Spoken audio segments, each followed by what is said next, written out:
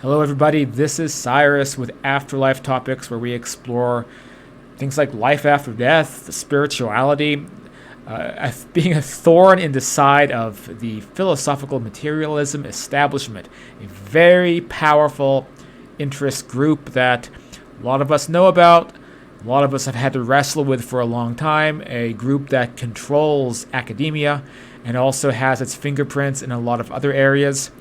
This group basically has a lot of leverage in regard to big tech, whether that's YouTube, Wikipedia, Facebook. That's because this philosophy is cut from the same cloth as activist atheism, militant atheism. You know, that stuff that you were into when you were 17 years old to be rebellious against mom and dad and you didn't like Sunday school. But some people don't get over that phase in their lives, and that becomes their whole life to be an activist atheist, crusading for some kind of secular utopia. But oftentimes the philosophy that goes with that is philosophical materialism, and it's not just a philosophy that the physical matter is all there is. There's no such thing as spirit. There's no such thing as a soul. There's no such thing as spiritual experiences. There's no such thing as the supernatural. But it's a belief. It's like a die-hard just worldview. This is the way reality is, and they will censor, they will squelch, they will attack, they will sue, they will go after anyone who doesn't think the way that they do. And this has been going on for, well, I'd say centuries at this point. But it really rears its head even with big tech, Wikipedia, YouTube, Facebook, because almost anyone who has a channel like this one experiences some level of mystery censorship. For me, people unsubscribe from this channel all the time, and they don't even want to unsubscribe. Like YouTube unsubscribes people, they unsub people. It's an algorithm. Which, by the way, don't let me forget, please subscribe to this channel if you haven't done so yet to counteract that. But almost anyone who has a channel that talks about certain topics which this orthodoxy thinks are taboo, they're going to be to some extent censored. They're going to be to some extent attacked by these same groups of people, because a lot of them consider themselves to be activist, militant atheists. And they feel it's their sacred duty, their righteous quest, if you want to use that terminology, ironically, the anti-righteous quest, to create some kind of secular utopia, right? And there's big names in the media that the media pulls out and who are guardians of this paradigm. People like Brian Cox, we'll look at this article in a moment. But really what we're dealing with is a cult, and there's some excellent speakers to illustrate this over at the International Association of Near-Death Studies YouTube channel. So I'm gonna play those speakers for you guys watching Afterlife Topics to listen to. I think that you will enjoy those speakers very much. There's also, of course, this article by Brian Cox that I'm going to take a quick poke at before we begin doing that. And before we actually jump into any of that, I want to do a couple quick announcements. One is that Afterlife Topics now has a MeWe page. So MeWe, I like it better than Facebook. The groups on MeWe, you actually get really cool stuff like a live chat feature, which Facebook doesn't have. So you can chat in real time to people in the group, and people are already using that. And it just flows a little bit more easily, a little bit more easy to navigate, and so you can find a manifestation of this community. And I named it a little bit differently so normies will be able to find it more easily, whether it's a life after death and metaphysics discussion. So go make an account on MeWe and come sign up and join the group. So it just got started. Probably a lot more we can add to it. I will probably be making one on Telegram soon as well. You might be seeing some Telegram notifications popping up down below because I'm also on Telegram. I also really enjoy Telegram's abilities to also have live chat. I think that's something that's been missing in a lot of social media, harkening all the way back to America Online. But anyway, so there's that. There's the MeWe page. And in addition to that, if you guys want to get involved and support the work we do at Afterlife Topics, if you love this podcast and want to work with me personally, I do coaching, consultations for people. I talk about astral projection, help people with their sticking points, help people to achieve out-of-body experiences. I talk about things I've learned, my knowledge base about life after death and things like that. So I do cheap coaching for people. It helps keep this channel funded, helps me able to put some food on the table. Or you can sign up as a patron at patreon.com/Afterlife Topics. Always appreciate that as well. So with that said, let's go ahead and jump into our topics tonight. So as I said, the first thing I want to bring up is this professional wanker named Brian Cox out of the UK. And so this article is making the rounds. Express likes to tease this subject a lot. They have a lot of non-materialism stuff and then pro-materialism stuff. They like to compete these ideas out, hash it out. That's okay. I do actually respect Express for taking that approach. At least they're keeping the conversation going. But one of the people that the media loves to haul out is the astrophysicist Brian Cox. If he would just stay in his lane and not try to become an atheist, activist, debunker of all things mystical and supernatural and non-physicalist, and he's stuck to astrophysics, then I think he's a cool guy. And he has cool stuff to talk about on the front of black holes and physics and whatever. But he loves to take on the mantle of this of the hardcore skeptic. These people like a lot of the big name skeptics. They really idolize this guy, and boy, I hate this website so much. It's just like such a advertisement bomb when you go on Express. In the old days, there used to be so much malware in websites like this. You would go to a website like this once, and then you'd have your computer doing funny things for the next 6 months. But anyway, so the headline is Life After Death Theories Collapse Under Scientific Scrutiny because the field of particle physics has, quote, ruled out the possibility of humans having a soul, which it hasn't whatsoever. Guys knows nothing but Stuart Hameroff. You can look into quantum physics. You can look into a lot of areas where it doesn't even come close to this. All he's doing is just spouting off propaganda. I'm not going to go over the whole article, but I did see in the comments somebody referencing Victor Zamet. So I'm just curious what was posted down here, if I can find it in this god-awful website. Why hasn't Brian accepted the Victor Zamet $1 million Afterlife Challenge 23rd year? Easy money for a genius like him and the others. I don't think... do I have to be logged in to upvote that? Probably. By Roadrunner. So salutations to you, Roadrunner, for bringing that up. There is a $1 million challenge to disprove the afterlife that has been up for 23 years by my friend Victor Zamet. So it's just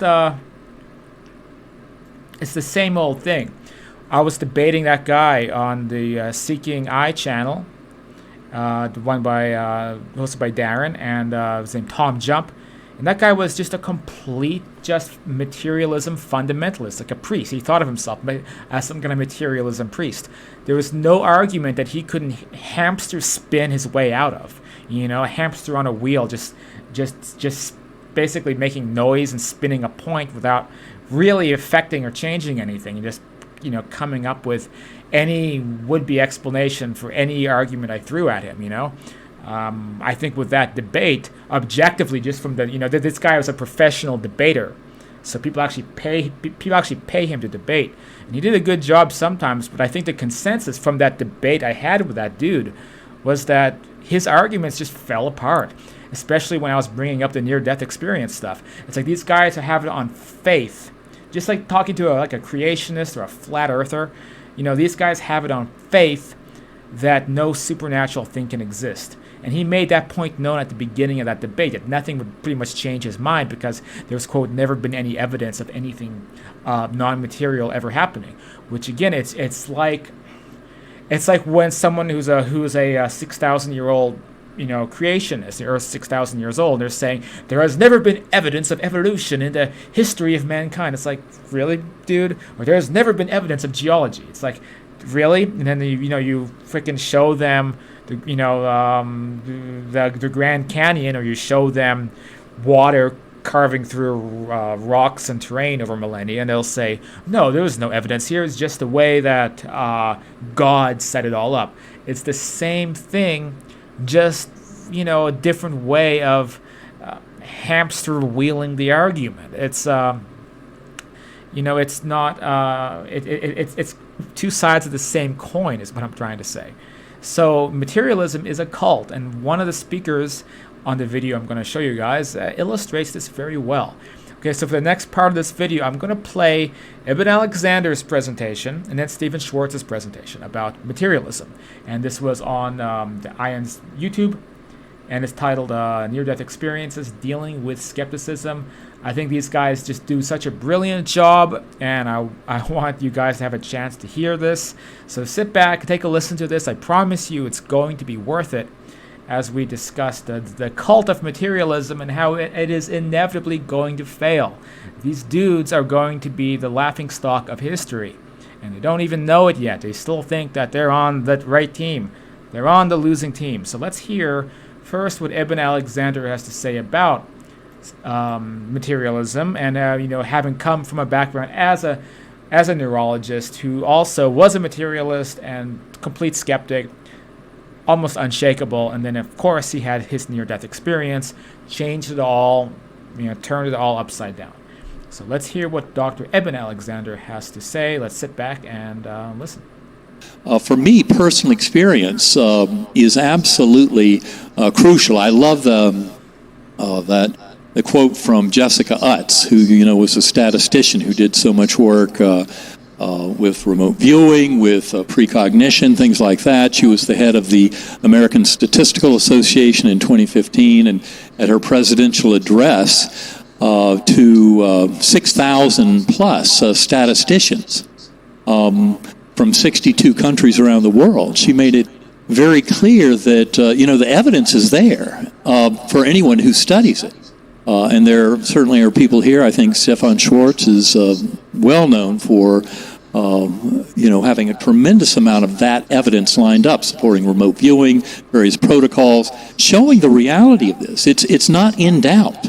And yet the American, I forgot exactly the organization that supposedly summarized a report to Congress.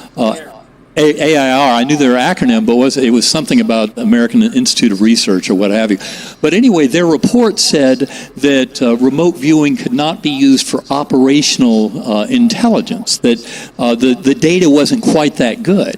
But she said that in terms of proving the reality of remote viewing, of precognition, that we can know the future in many different experimental settings that are mind-bending when you realize what's going on there. It's very real. But her point and what she said in the address is when she talks to all those experts out there, all the statisticians, the people who manipulate this data and come to an understanding of it, she would ask them, well, have you read the data? Are you familiar? What are you familiar with? And they'd say, well, I don't spend the time studying that because I don't believe it can exist.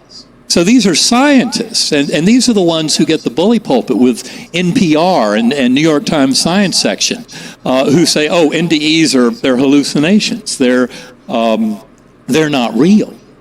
Because those people have not had them, and not only that, they haven't even talked to people who have had them. I notice how Sean Carroll seems to be on the circuit these days as kind of the atheist scientist. He was on Sunday Morning, CBS Sunday Morning a week ago. And he was there basically to debunk Dean Radin's very high-quality work supporting the reality of these kind of phenomena. And I know in Sean Carroll's book, The Big Picture, he very proudly says that all he needs to know about near-death experiences has to do with the fact that one author, Alex Malarkey, reported a near-death experience, but then said he made it all up. And so Sean says, that's all I need to know. In fact, he says in his book, The Big Picture, which is supposed to be a very erudite look at modern science and understanding of the nature of reality, he says that no respectable people pay any attention to things like NDEs. And it just shows this kind of extraordinary sense of closed-mindedness. And it's important to point out when we talk about skeptics, as I said a minute ago, I truly believe that the open-minded skeptic who is very knowledgeable about all this data concerning the mind-brain relationship, the one position you have to reject is ridiculous and impossible is materialism. That somehow consciousness is arising from physical matter and that's all there is to it. And that's why I believe that NDEs in many ways are the tip of the spear, but there's no way, from my point of view, and I realized this early on after my NDE, that you can approach this just by, let's study NDEs and learn everything we can about them. Because at the end of the day, people are still going to come up and say, well, they didn't really die. They just almost died. We want to know what happens when you really die. And to do that, I think you need a much broader view at the nature of consciousness and the relationship between mind and brain. And that's where it starts getting absolutely fascinating. And in that theater of operations, one of the first things you realize is that the old notion that we can only know things through the ken of our physical senses, what I can see with the eyes and hear with the ears, is false. And that's what remote viewing, precognition, all the work on out-of-body experiences, and of course near-death experiences with veridical perception, shared death experiences, and then especially that absolute gold mine, thanks to Ian Stevenson and the brilliant workers at Division of Perceptual Studies, Jim Tucker, of more than 2,700 cases now of past life memories in children, where the best answer in many of those cases is of true reincarnation. As I mentioned this morning, that also the fact that roughly 35% or so of that population also have some physical evidence in the form of birthmark corresponding to the lethal wound from a prior incarnation. And I think when you start looking at that gigantic body of evidence, anybody who's sitting there trying to find memory located in the brain or trying to find consciousness located in the brain had better start realizing that they need to greatly enlarge their theater of operations if they want to get to any answers at all. So it's really all about consciousness. And that's why I love this convergence over many decades of work both in quantum physics, where it's now basically painted into a corner where idealism is the best answer.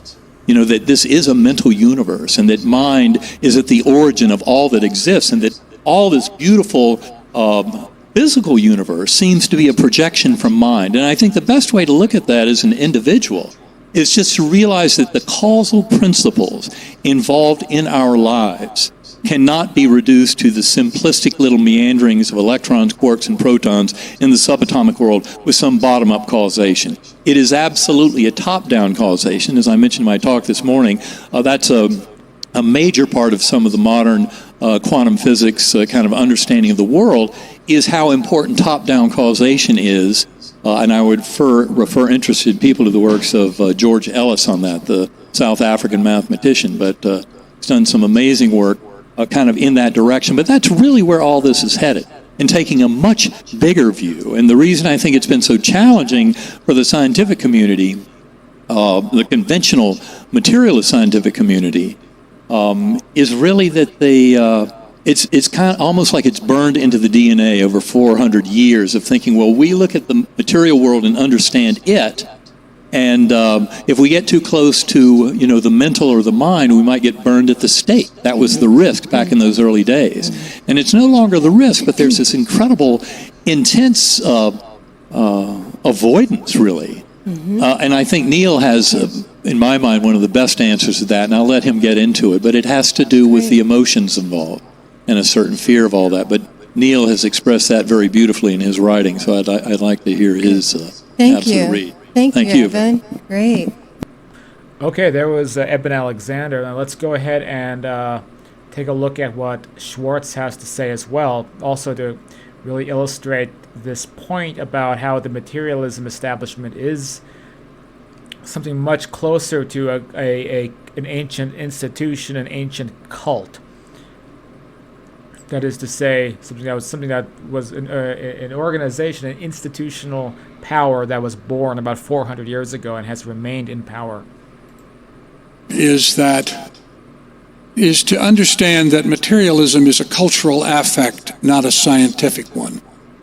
It arises from the Council of Trent. Between 1545 and 1563, the Roman Catholic senior hierarchy met in Trento and Bologna. They were concerned about Reformation, but the outcome of the 15 meetings was that they issued an edict in which they said anything that has to do with consciousness, they call it spirit, but read consciousness, that is our world, and you all in science, you can have everything that's in space and time, materiality. And we wish you well with that, and it was very exciting because science was really just getting started in its modern context. And then they said, but there's one thing we need to tell you. If you get into our realm of consciousness, we'll kill you.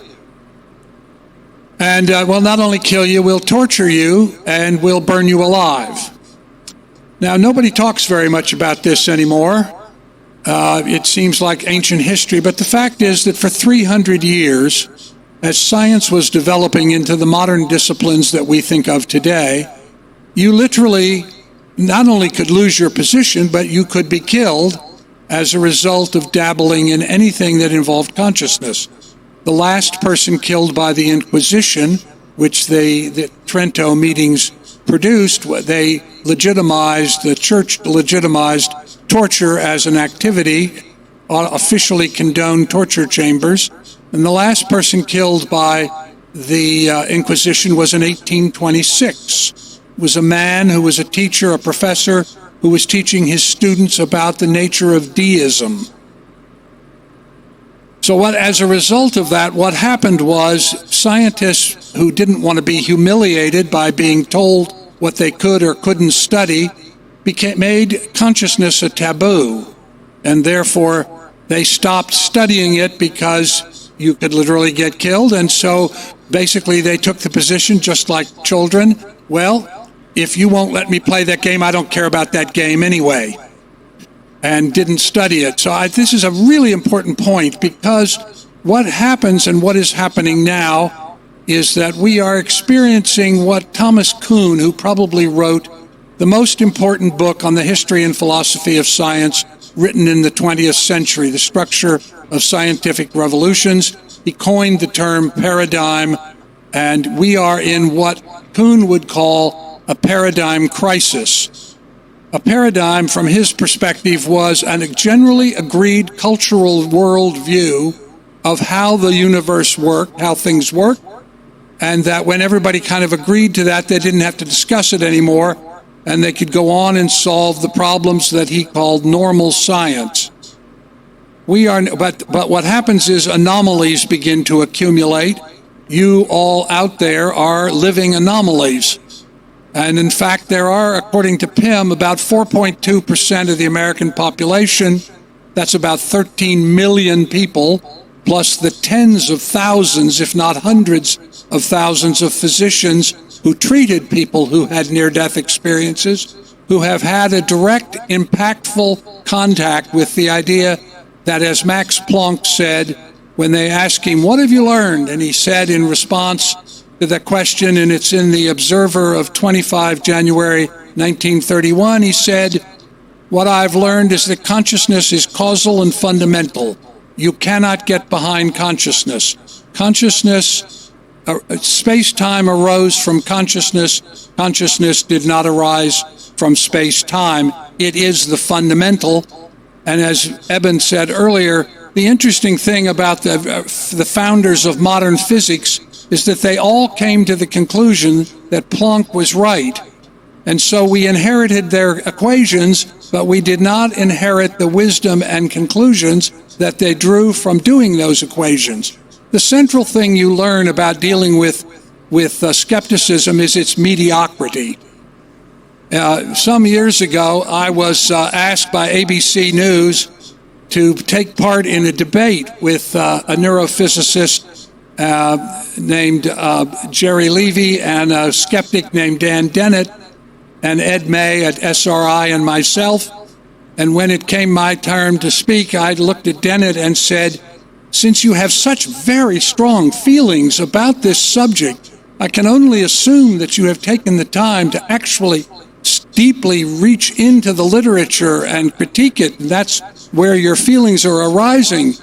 Is that correct? And he looked at me and in such a condescending tone said, you don't think I actually read this stuff, do you? There was absolute dead silence in the hall. This was all filmed, I'm sure, by ABC. There were about 600 reporters and news directors. There was, first of all, absolute silence at that comment. Then there were snickers. Then there were giggles. Then there were guffaws. When I see people critique near-death experiences, I'm mindful, for instance, recently of Bruce Grayson's exchange with Carolyn Watts and Mubbs. I can't think of his first name at the moment.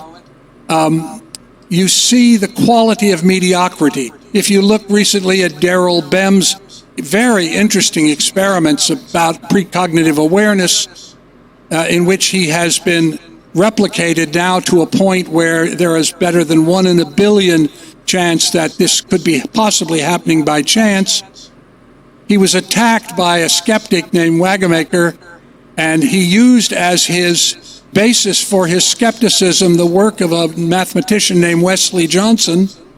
And Wesley Johnson and Jessica Utz joined with Daryl Bem in writing a refutation of the Wagamaker critique, in which Wesley Johnson, who was the basis upon which the critique was based, said, you didn't understand a word that I wrote. You can, I could give you examples of this over and over again. I think what we are experiencing is a change in consciousness. And this is not the first time this has happened. All right, so there you have it. On the side of non-materialism, non-physicalism, the new science, you have repeatable experiments, replicated experiments with 1,000,000,000 to 1 odds against it being anything than a non-physicalist explanation. While on the side of materialism, you have people making philosophical arguments supporting a political movement, which is basically what it is. It's a political movement. Big proponents, like I said, of militant atheism, whatever it is, But that's how these people are operating, and you can present the best arguments against them. But again, it's just like dealing with creationists. It's not, you're not going to be able to penetrate that bubble. But the important thing is to recognize that it is a cult. They do have power in all across academia. They have it across big tech, and they have it across big institutions. But I don't just think they're losing. I know that they're losing, because the public opinion and public perception is rapidly siding with those on our side. And it's not happening immediately, but I can see it happening between the cracks. Even young people, on YouTube, channels about spirituality and things like that. I see channels with millions of subscribers. Not this one, because I think we're a little bit too hard-nosed and intellectual for some audiences. I don't mean to say it disparagingly. I just think that there's a lot of, quote, normies, but normies is the consciousness. Normies is the collective, and the kind of grim nihilistic view of life that materialism sells. Well, it doesnent sell very well. People don't want anything to do with that. I think some of the early skeptics, might have been Randy or Shermer or Hitchens, I forget who it was, but they basically said that it's their job to fight the rising tide of irrationality. That's their goal. Well, I'm happy to say that rising tide of irrationality is becoming a tsunami. And what they view as irrationality is the new science. It's the future. And I don't know if it's going to be toppled in my generation, and these people are always going to have the right to think like they think. And I think if the good people, if the good guys ever get in charge, I hope that we would not censor them off YouTube, that we would not be so insecure that we try to control thought like these people do. I would think that, we would behave in a equitable way, supporting liberty, and we would allow people to, be out in the open and say whatever they want to say. But, we would have the science, the rationality, the facts, and the new paradigms, and the fruits that will come with it on our side if we ever get to that day. That's it for this video. Again, check us out on MeWe. There's plenty more episodes of this podcast on this channel for you to listen to. So not just this one, take a minute and browse around, and you may find some more topics that you will like. Check out books like Understanding Life After Death, or The Afterlife and Beyond, or Awakened by Death. All of these books, either written by myself or co-authored, are available on Amazon. And that's it for now. Thank you guys for watching Afterlife Topics, and thank you for being a part of this paradigm change, as Stephen Schwartz talks about in the rest of his lecture, which I will put the link to on the description. I will see you on the next video.